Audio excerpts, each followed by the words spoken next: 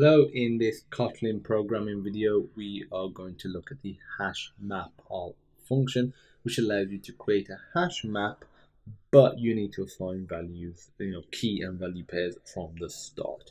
If you don't know what a hash map is, don't worry, I created a video covering the basics of that. Recommend checking that out, then coming back here. Okay, so I'm guessing you've checked that out. We're all good to go.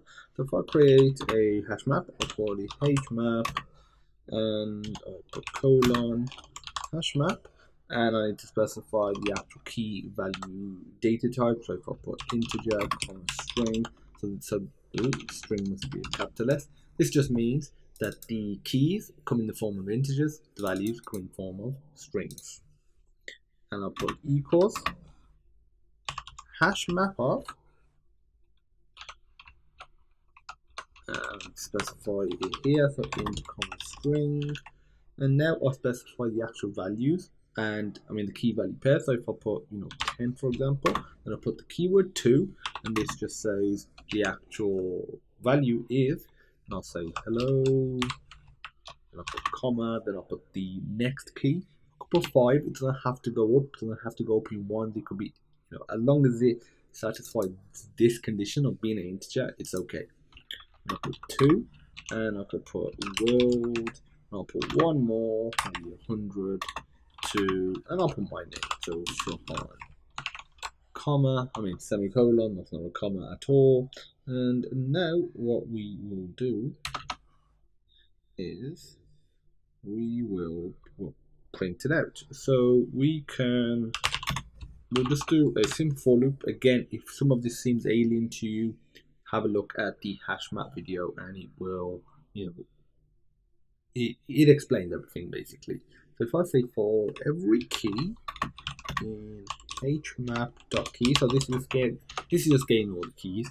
Now from here we can essentially get all of the values, and you can get the values however you want, using square brackets or using the .get method. Again, feel free to look at the hashMap video for more information, and I will provide a link with even extra information as well, so you can get the most out of the Kotlin programming experience.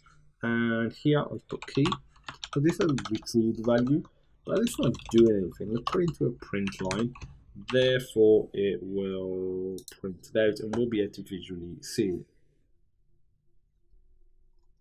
So for home, world, hello, as you can see, it's printed it out, and if you look, it is in a slightly different order.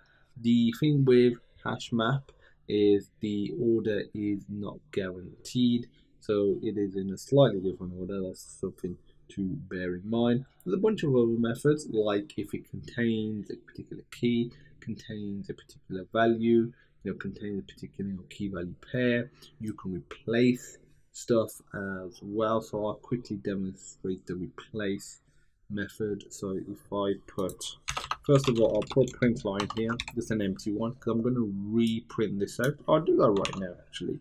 I'm going to reprint it out, but here I'm going to replace one of the values. So I'm going to say hmap dot replace,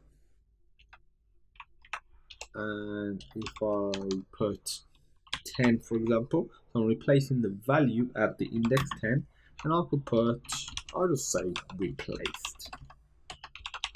I'm going to say pizza, so I'm just about to have some pizza after I've recorded this video.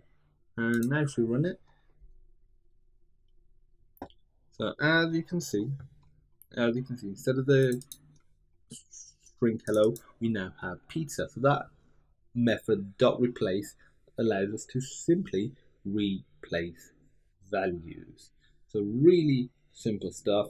You can use get value to be able to get a particular value. Instead of using the square brackets, you can use the .get method.